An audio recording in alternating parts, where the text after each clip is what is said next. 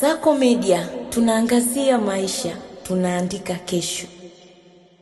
Jeshi la polisi mkoa wa Mtwara linachunguza tukio la mtoto Shabani Mwebe mwenye umri wa miaka 12, mkazi wa kijiji cha Masialele wilaya ya Nanyumbu mkoa wa Mtwara, kwa kosa la kujaribu kumuua mtoto mwenzake aitwaye Ibrahim Salum Kevin mwenye umri wa miaka 4, mkazi wa kijiji cha Masialele.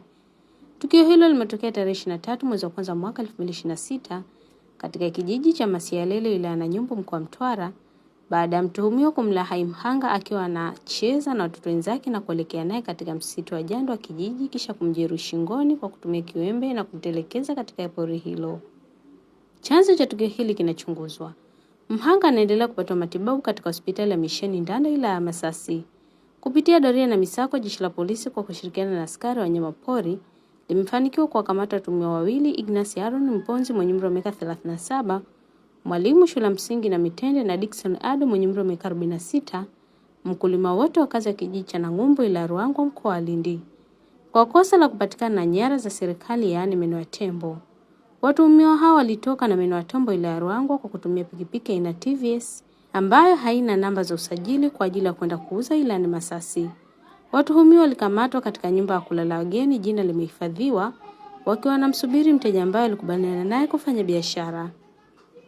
Vile tarehe 17 mwezi wa kwanza mwaka 2026, jeshi la polisi liliwakamata Abbas Mohamed Nakiti mwenye umri wa miaka 49 na Mohad Mohamed Nakiti mwenye umri wa miaka 22, mkulima, wote wakazi wa kijiji cha Mkachima ila Masasi, wakiwa na viroba 10 vikiwa na dawa za kulevya aina bangi zenye jumla uzito wa kilogramu 110.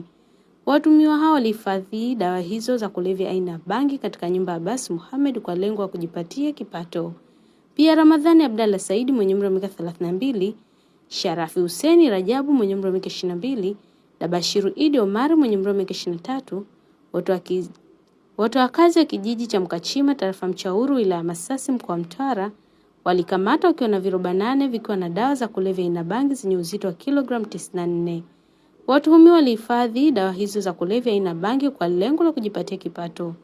Jeshi la polisi mkoa wa Mtwara linaendelea na ufuatiliaji wa mbinu mbalimbali ambazo zinatumika kufanya uhalifu, ikiwa ni pamoja na kupiga vita usafirishaji, uuzaji na matumizi ya dawa za kulevya ambazo ni kinyume na sheria za nchi.